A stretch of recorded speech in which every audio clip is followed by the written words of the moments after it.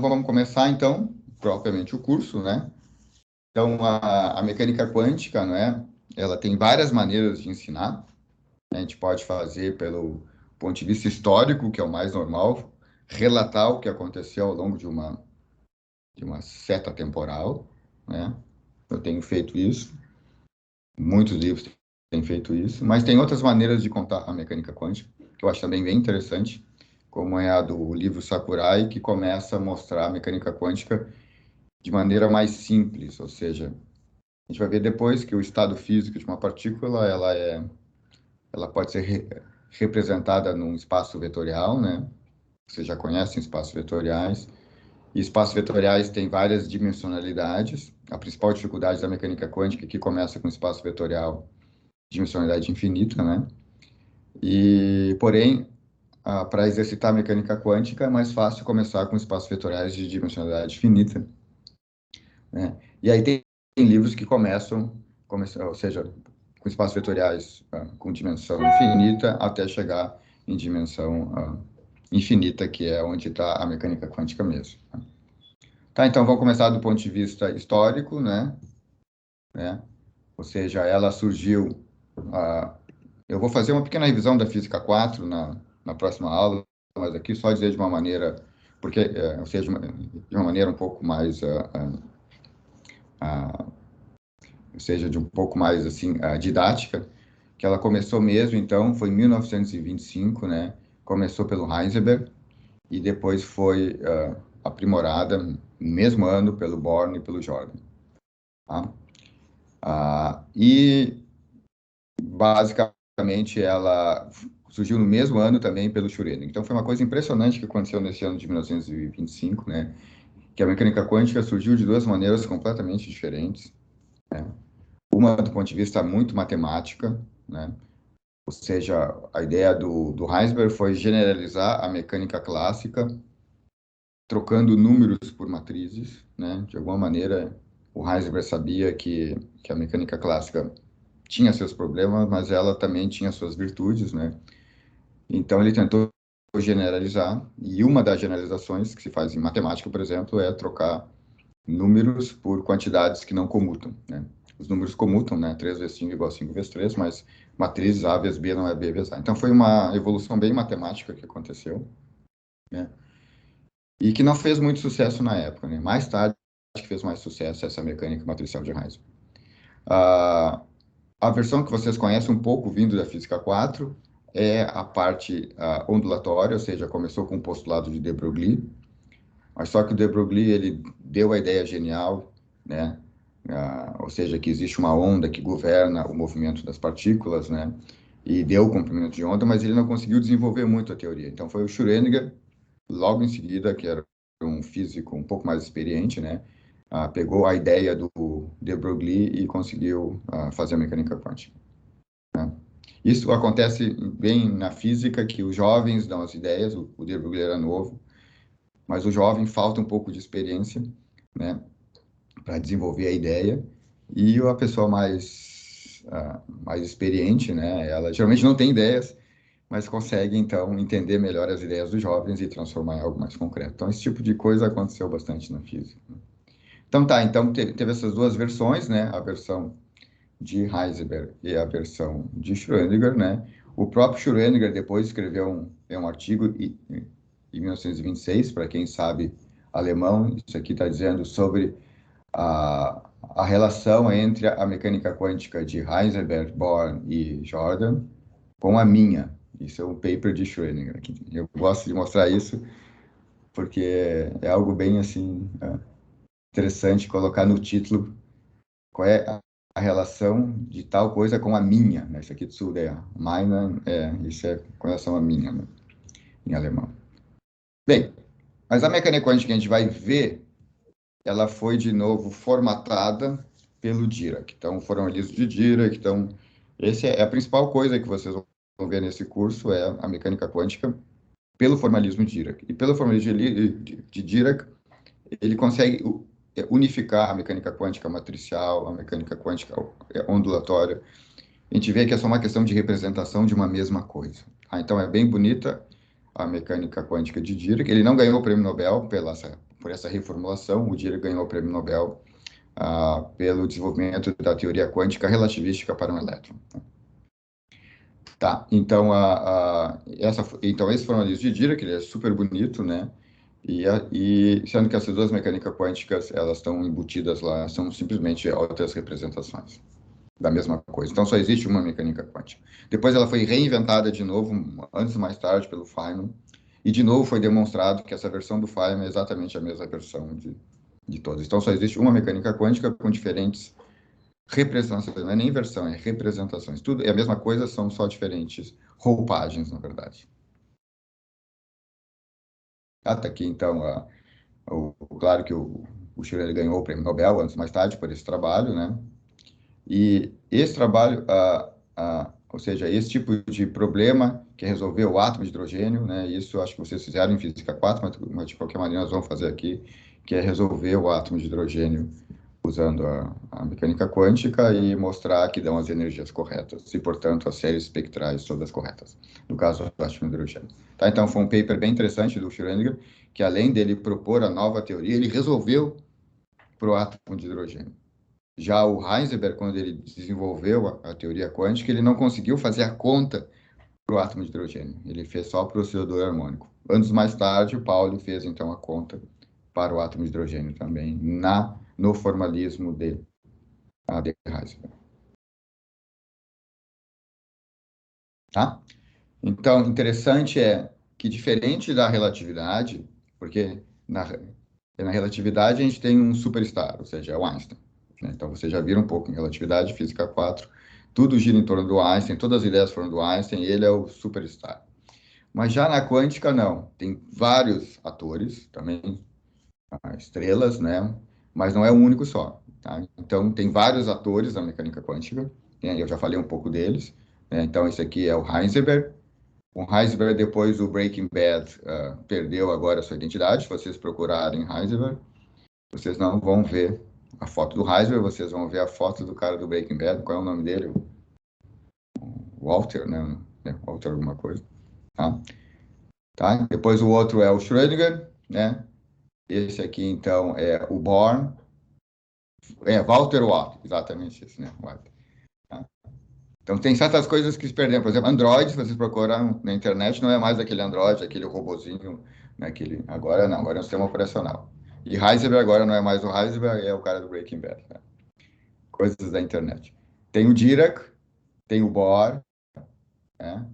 Tem o Pauli e tem o Feynman. Tem outros aqui, que são vários, mas esses, digamos, são os que contribuíram diretamente, né?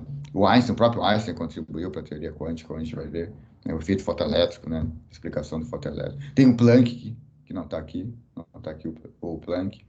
Então, são vários personagens que contribuíram fortemente para o começo da mecânica quântica, mas, como eu disse para vocês, a primeira versão foi realmente a do Heisenberg, né? Depois veio a de Schrödinger.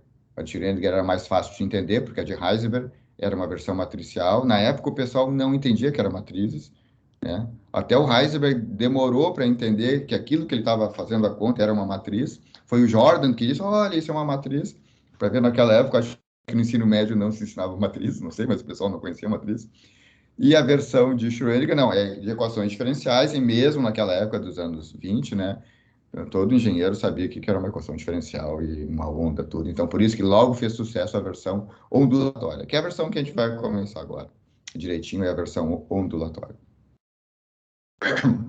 O Born aqui, depois eu disse do Dirac, que unificou isso de uma maneira, ou seja, tanto faz a versão matricial ou a versão ondulatória, ela é a visão da mesma coisa, só uma questão de representação.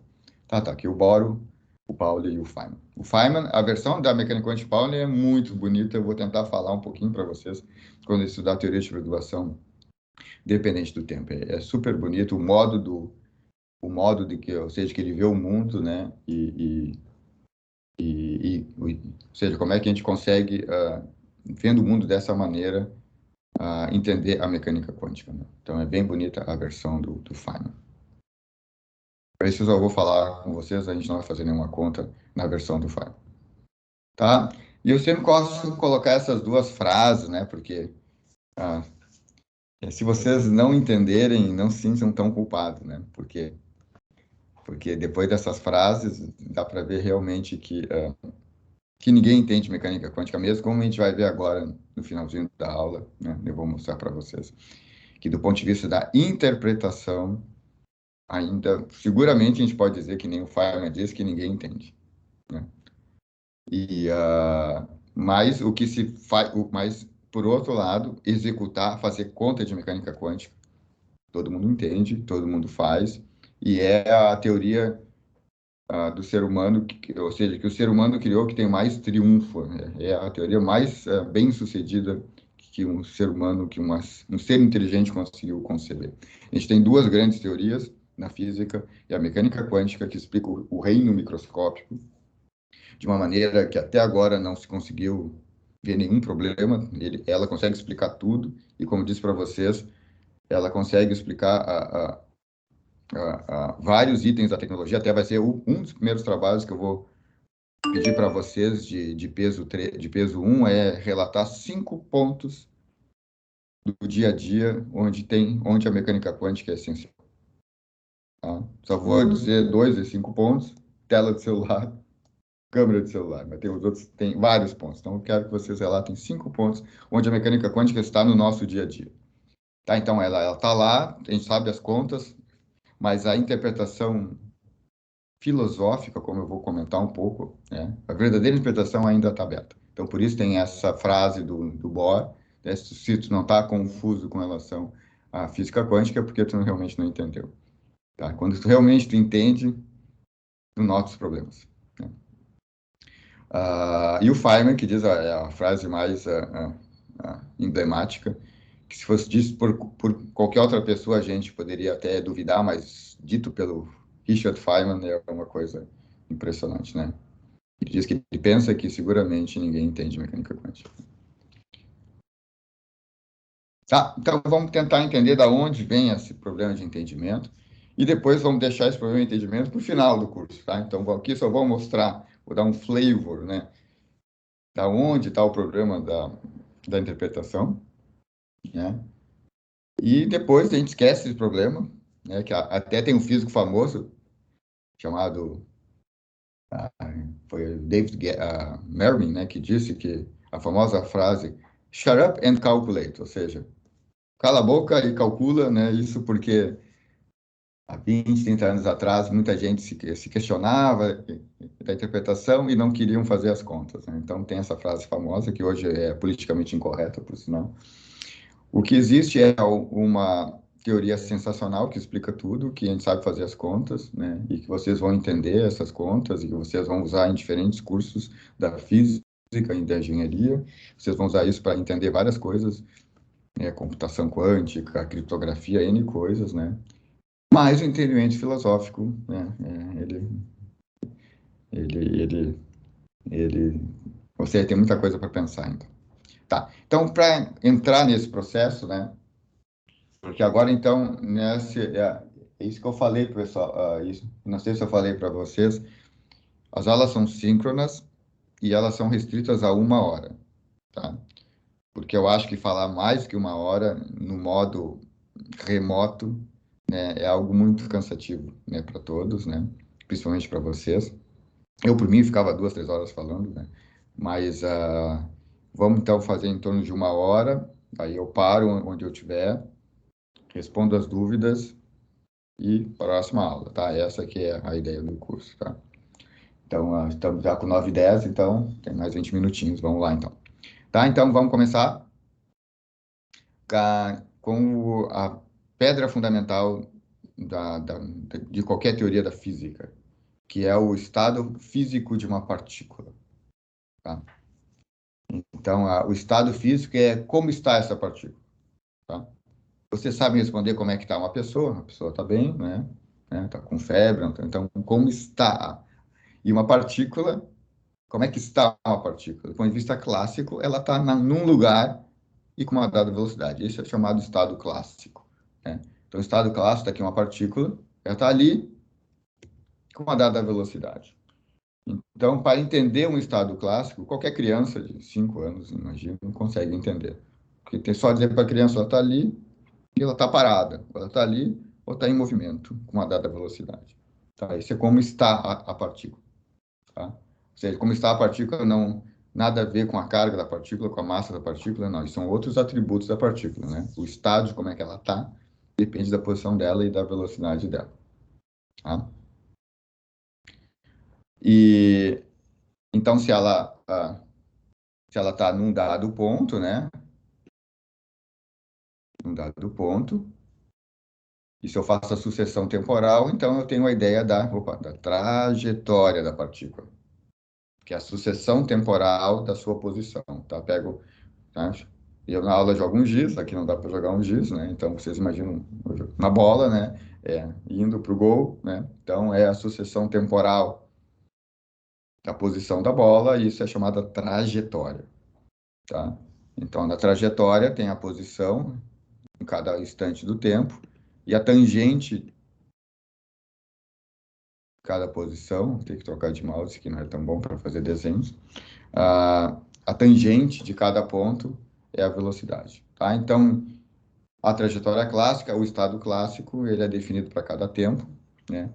E se eu sei o estado inicial, e se eu sei as forças que atuam sobre essa partícula, eu sei prever, então, o futuro da partícula, tá? E quem faz isso é a equação de Newton na mecânica clássica, né? Ou em outras formulações que o pessoal da engenharia física não viu, mas o pessoal da física vê, formulações, por exemplo, lagrangiana e hamiltoniana da mecânica clássica. Tá?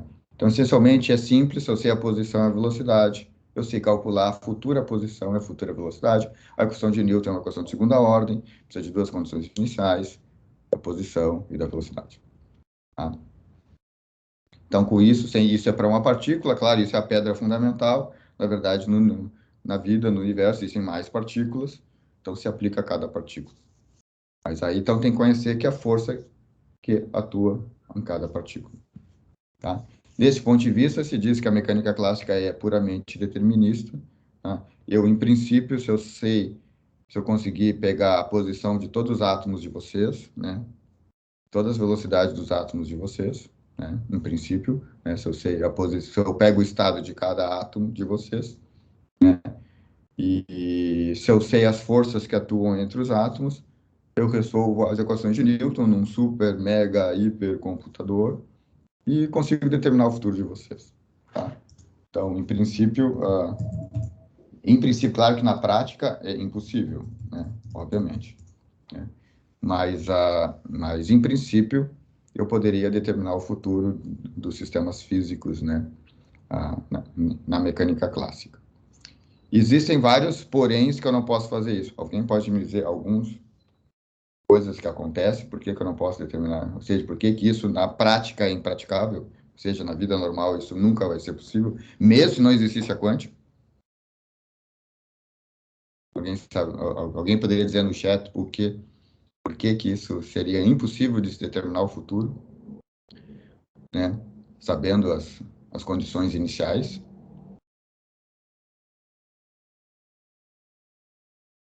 Caos, exatamente, Lucas. Tá? Então, existe mesmo nos sistemas clássicos, onde eu sei as posições, eu sei as forças, existe um fenômeno do caos. O caos significa que as equações são altamente sensíveis à condição inicial. Então, se eu tenho um pequeno errinho na condição inicial, né, ou seja, ele vai aumentando esse erro exponencialmente com o tempo. Então, sistemas caóticos, né, eles, mesmo sendo deterministas, a gente não consegue ah, saber com precisão o futuro, ou seja, esse R de t a gente calcula, mas qualquer errinho epsilon no R de zero, vamos ter um R de t completamente diferente. Ok, mas no caso impossível por limitação, e também tem, claro, obviamente, Ana, que tem a questão de computação, né, clássica, né, mas a gente sempre pode pensar que a computação clássica a gente vai sempre melhorando, melhorando, melhorando, melhorando, então, em princípio, seria possível. Mas na prática, obviamente, impossível, né? Porque por limitação de computação, né? Que cresce exponencialmente também, né? Mas tem esse fenômeno do caos ou seja, que ele é mais importante, né? Tá. Então, agora vamos ao quântico. Então, isso vocês sabem, vocês fizeram física 1, 2, 3, né, onde o pilar de como está uma partícula é a posição e a velocidade. Tá? Vocês viram isso na física 1, viram no Slade de Newton, né, viram na física 2, lá, sistemas termodinâmicos, né, viram várias coisas que tinham esse princípio por trás. Agora, a quântica tem outro princípio, né? A quântica, o estado quântico de uma partícula só, algo bem simples, é o mais simples possível. Claro que a realidade é mais complicada, porque não existe uma partícula sozinha no universo, existe uma coleção de partículas, né? Mas a gente está pensando no caso mais simples possível que a gente pode pensar, tá? Usando a linguagem do Einstein, a gente pode sempre fazer na nossa cabeça Gedanken Experiments, ou seja, experimentos pensados. Isso que faz o físico, né? Ele pensa num experimento e, né? Então, o Einstein fez muito desses experimentos pensados e ele descobriu a relatividade quando ele fez o experimento pensado dele estar viajando junto com a luz. E ele viu que era impossível ver a luz parada, né? Porque a configuração de campo eletromagnético de uma luz parada não satisfaz as equações de Maxwell. Aí ele começou a achar, ué, que estranho isso. Por que que eu não posso? Por que que no referencial, onde eu estaria junto com a luz, tá? Aquela a onda eletromagnética viajando junto com ela, por que que essa configuração não satisfaz as equações de Maxwell? Aí surgiu a teoria da relatividade, né? Nesses experimentos pensados. Então, nós vamos fazer bastante experimentos pensados aqui também. Tá? Então, na quântica, qual seria o estado quântico de uma partícula só? Bem, vocês viram na física 4, que é a função de onda. É uma função. Então, olha o grau de complexidade entre esses dois pilares ah, da física. O estado clássico, eu preciso só de 6 números. 3 números para posição, 3 números para velocidade. De novo, qualquer criança de 5 anos sabe entender o que são números. Para entender o estado quântico, não é um número mais, é uma função. O grau de abstração para entender uma função é bem maior. Uma criança de 5 anos não vai entender que é uma função. Tá? Vocês entenderam que é uma função provavelmente no início do ensino médio, ou certamente no terceiro grau. Então, uma função é um mapeamento de um conjunto de números e um conjunto de números. É uma abstração maior do que saber os números. Tá? Então, tem o domínio, tem a imagem, né? E uma função, então, é uma máquina que relaciona um conjunto com outro conjunto, né? Ah, então, a função já é algo mais complicado. Eu preciso saber, então, infinitos números para entender uma função. Então, eu preciso saber infinitos números para entender o estado quântico de uma partícula. Então, é uma função de onda. Tá? Além do mais, essa função de onda ela é complexa. Ela tem uma parte real e uma parte imaginária. Tá? Então, eu tenho que entender que é número complexo, eu tenho que entender conjunto de números, eu tenho que entender um conjunto de números baseados, ou seja, o domínio é real, esse R tá, é uma função real, ou seja, esse R são 3 números reais mapeados num psi, que é um número complexo. Tá? Então, essencialmente, então, a função de onda é, ela caracteriza o estado da partícula, isso que diz a mecânica quântica, né? A evolução temporal, se eu sei o estado num dado instante de tempo, eu sei calcular o estado nos tempos superiores, tá? Então, isso aí é a função de onda, ela é para dada R, para tempo igual a t0, e para tempo maior que t0, então é uma função que depende do tempo. Então, olha que o estado físico depende de R e depende de T, tá? Enquanto que aqui esse R só dependia de T. Portanto, as equações diferenciais que regem a clássica são equações diferenciais ordinárias, né? Enquanto que na física quântica são equações diferenciais parciais. Vocês que já estudaram matemática viu que para resolver uma equação diferencial parcial é bem mais complicado que uma equação diferencial ordinária. Bem, o nome dessa equação que faz essa evolução temporal de um estado quântico em outro estado quântico é a equação de Schrödinger, né? E vocês já viram ela, mas nós vamos recapitular ela também, né? E, porém, na quântica existe um outro processo de evolução temporal, que é uma medida, tá? Então, se eu pego um estado quântico, não faço nada, deixo ele evoluir sem fazer nenhuma medida, a evolução é determinística pela equação de Schrödinger, porque eu posso calcular o psi de t, dado o psi zero, que eu calculo, existe uma equação que faça isso, mas existe um outro método de evolução temporal, que é a medida.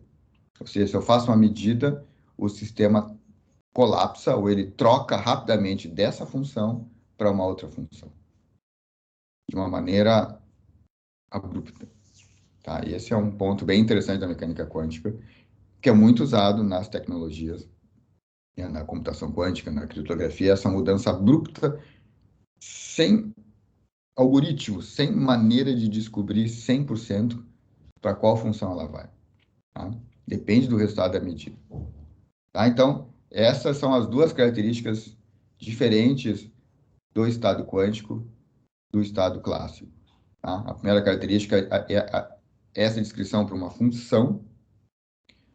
A evolução temporal é dada por dois mecanismos, um mecanismo que é determinístico, que eu resolvo uma equação, e outra que dá via medida. Né? E tem um terceiro problema, que é o maior de todos, afinal de contas, o que é o estado quântico? O que ela dá? Ou seja, como é que eu tiro informação de como está a partícula? Porque o estado quântico é dado pela função de onda. Portanto, a função de onda me diz como está a partícula, como é que ela está. Né? Então, aí vem a interpretação de que é o psi zero, e ele é, de novo, uma variável, é uma função complexa, tem parte real e parte imaginária. Bem, aí está a interpretação do estado quântico, a mais aceita de todas é a de Max Born, que foi um que fez a mecânica quântica matricial, né? E ele deu a interpretação da função de onda, que ela ao quadrado, módulo dela ao quadrado, ela é a densidade de probabilidade de encontrar a partícula. Tá? Então, essa função aqui, módulo, eu posso escrever ela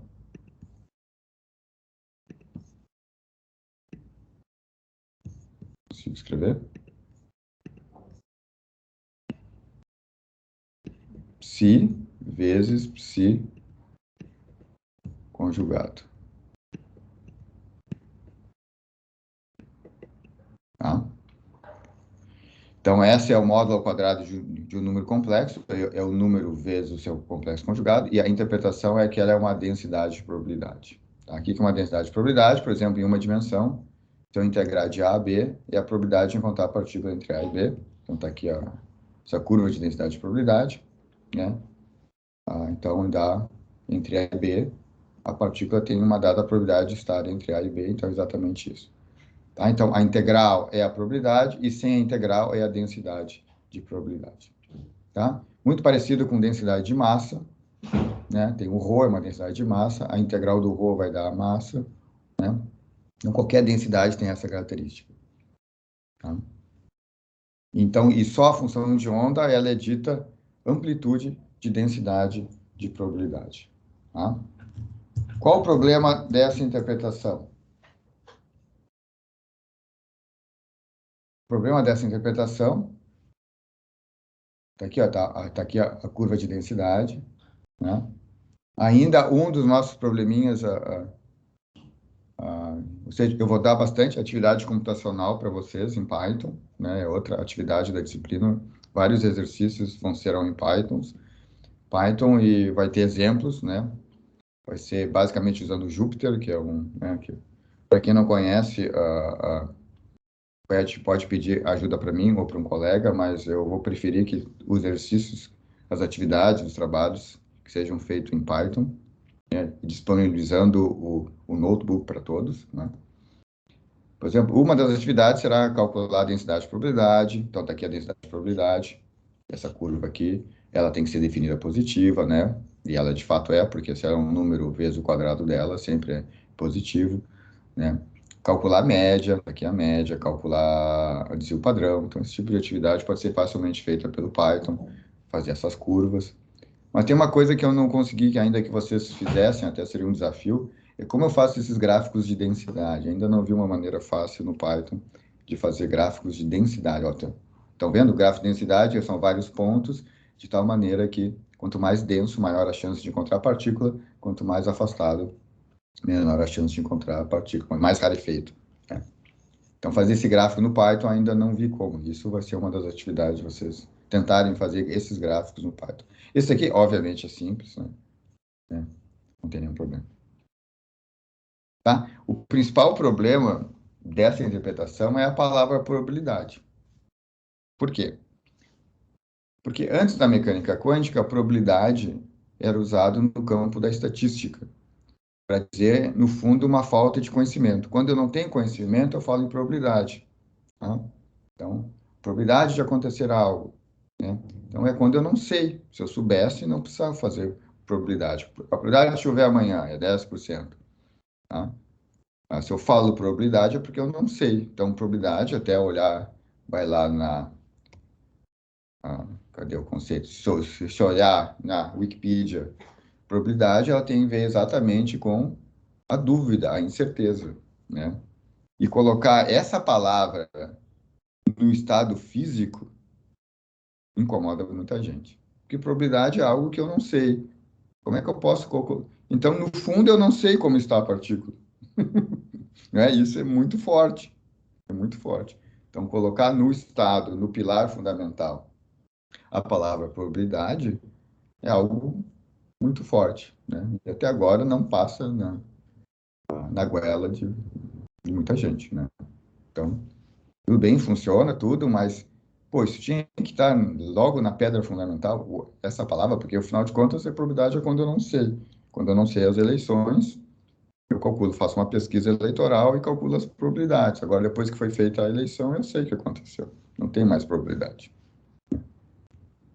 Tá. Então, isso tem a ver, então, o uso da probabilidade. Então, o pessoal começou a se questionar das interpretações, né? Então, como é que eu interpreto isso tudo? Por que que foi usado o conceito de probabilidade? Por quê? Aí tem diferentes ideologias, né? Vai desde a esquerda até a direita, como sempre. Qualquer coisa vira briga ideológica, né? Então, aqui, então, tem diferentes interpretações da mecânica quântica. Quando vocês olham lá na Wikipedia, são dezenas de interpretações. Aqui eu vou falar de apenas três interpretações que são as mais fortes. Tem a quarta, muito forte, que eu vou só comentar, mas não vou discutir. Aí depois eu vou fazer uma enquete para vocês, a saber qual interpretação, ou seja, para eu saber qual é a interpretação que vocês têm. E no final do curso eu faço a mesma enquete até para saber o que que aconteceu, tá?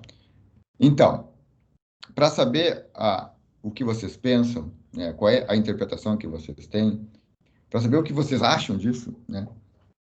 Tem uma pergunta que está lá no Grips que é muito simples e ela mostra exatamente qual é a interpretação que vocês têm na cabeça de vocês, né? Então, é o seguinte, eu vou fazer uma pergunta, né? E aí, dependendo da resposta de vocês, vai originar uma interpretação, né? Então, a pergunta é o seguinte, eu meço uma partícula, está ali, ó, né? Está ali. Medir, ela está ali. Tudo bem, isso é uma medida física, não tem nenhum problema, medir, ela está ali. Isso a gente faz isso infinitas vezes, todos os dias, no laboratório, no dia a dia, está ali a partícula. Tá? Tudo bem, nada a ver com quântica. Tá?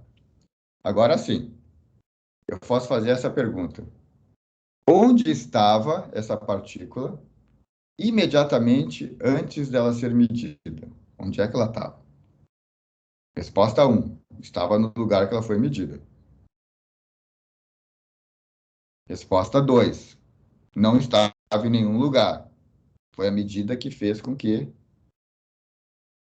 a partícula colapsasse ali. Antes ela estava num estado, né? Estava numa função de onda, né? Naquelas densidades, né? Estava no estado assim, estava assim.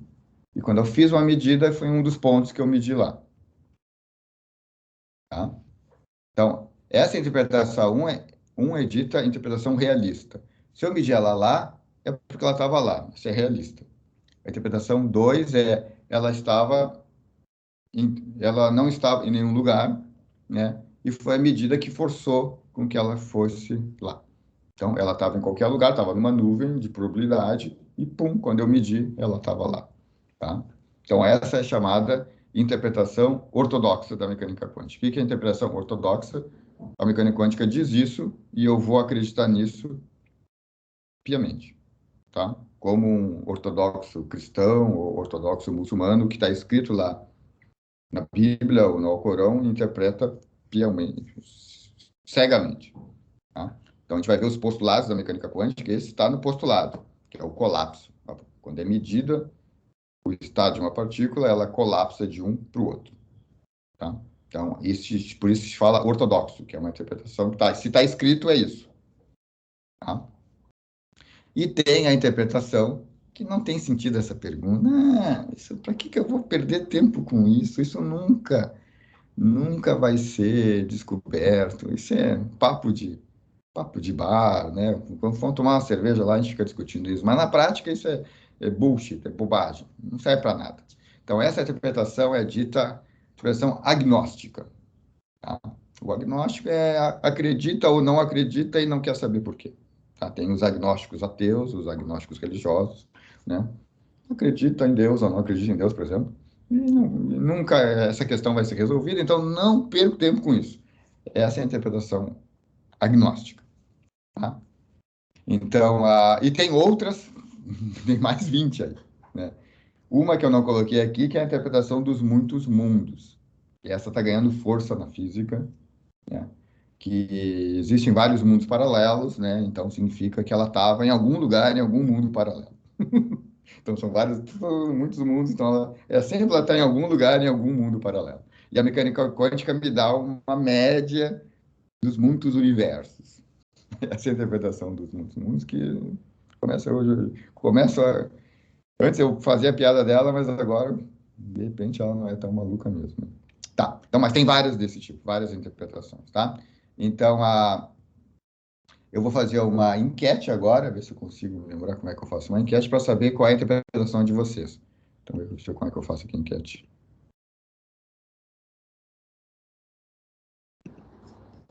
Pô, chega 2 meses sem dar aula, que é um absurdo, e eu não sei mais fazer enquete. E não sei mais como é que é, microfone mutado.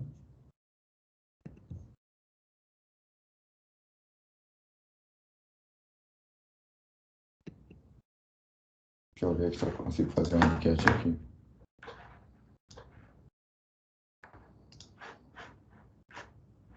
Se alguém se lembra, me diz, por favor, né?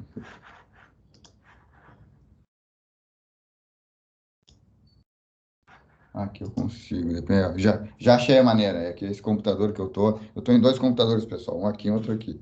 Então, se vocês olharem meus olhos e fazer assim, ó, é porque eu tô olhando os dois. Tá, então vamos lá. Qual é?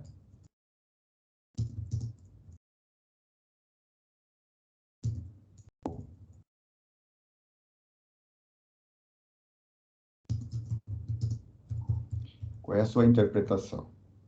Interpretação da mecânica quântica. Realista. Tá, vocês respondem realista se vocês acharem que quando eu meço uma partícula num lugar, imediatamente antes da medida, ela estava naquele lugar.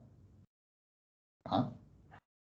Por exemplo, se eu olho a Lua, se vocês veem a Lua ali, antes de vocês olharem a Lua, onde é que estava a Lua?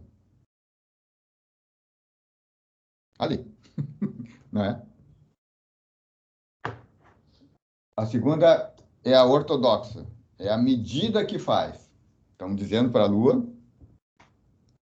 está em qualquer lugar. E quando eu olho a Lua, ela pum, foi para lá porque eu olhei lá. Tá? A outra interpretação é agnóstica. Não vou perder tempo com essas bobagens. Agnóstica, né? Isso nunca vai ser descoberto mesmo, por que eu vou perder tempo? Tá? E a opção, eu vou colocar os muitos mundos aqui explicitamente, porque muitos universos, muitos mundos, de Everett, bem interessante. E a outra, outras. Tá? Então, vamos ver a votação. Vou largar agora para vocês. Tá? Salvar. Tá? Vocês podem votar. Enviei? Não enviei. Agora enviei. Muito bem, vocês podem votar agora.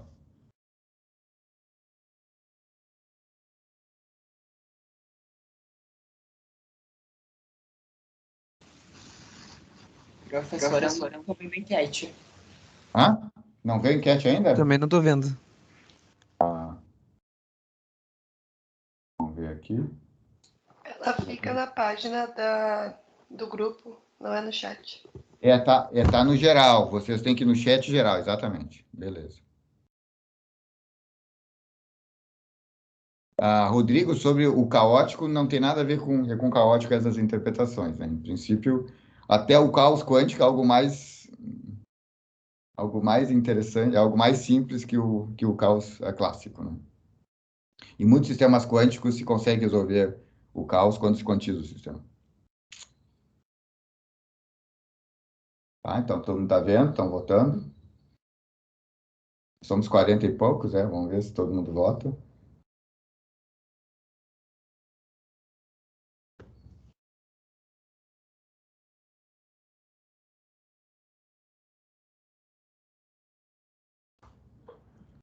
Rodrigo, sobre a interpretação 2, que ela estava em qualquer lugar, né? Mas quando tu olha, ela está num lugar. Então, é o colapso, né? Quando faz a medida, ela vai de um, vai no outro. Né? Então, se aproximando. Eu gosto de comparar a engenharia física com a física, pessoal. E aí eu noto duas coisas, eu posso falar para vocês. Posso falar? Tá? Uma coisa é, os físicos são mais ortodoxos que os engenheiros físicos. Tá? Ou seja, tem mais realista entre os engenheiros físicos. E os engenheiros... Quantos físicos a gente tem aí, na verdade? Tem que fazer uma enquete, depois eu faço uma enquete paralela para saber quantos físicos tem. Então, em geral, o engenheiro físico é mais prático, ele é bola na rede, né? Né? Então, ele é mais agnóstico, se bem que aqui só dá 5%, ele é mais agnóstico e mais realista. Principalmente, ele é mais realista que o físico tradicional, que o curso de física, né? Então, quem entra no curso de física é mais pensador, e quem entra no curso de engenharia física é mais prático. Isso retrata aqui exatamente nessa pesquisa. Tá, então, deu o realista, ó, 24% de realista, né? Tá, o pessoal está votando ainda, mas deu muito realista, um quarto, na verdade, deu realista. Ortodoxo, sempre ganha o ortodoxo, quando eu faço as enquetes, né?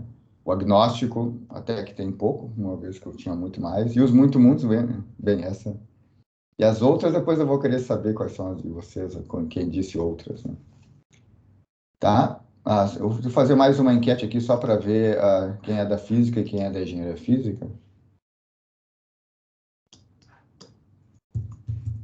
Curso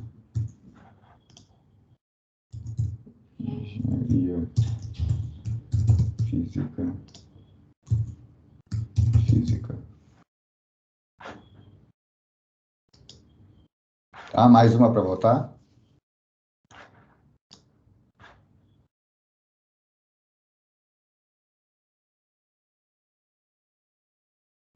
Tá, então ganhou o ortodoxo, né? Os 37 que votaram. E no curso, vocês já votaram? Vamos ver, votem no curso aí.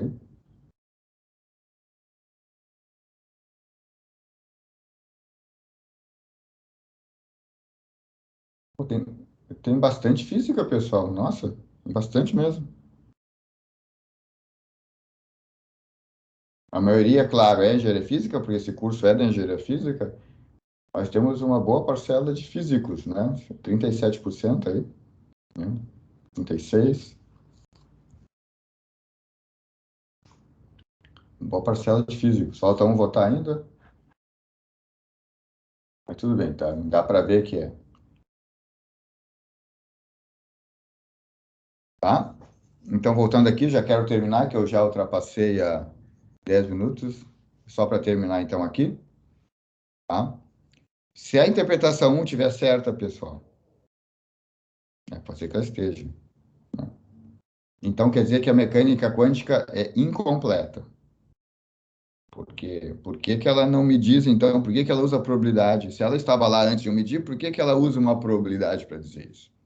Então deve existir uma teoria mais completa, né, que a mecânica quântica.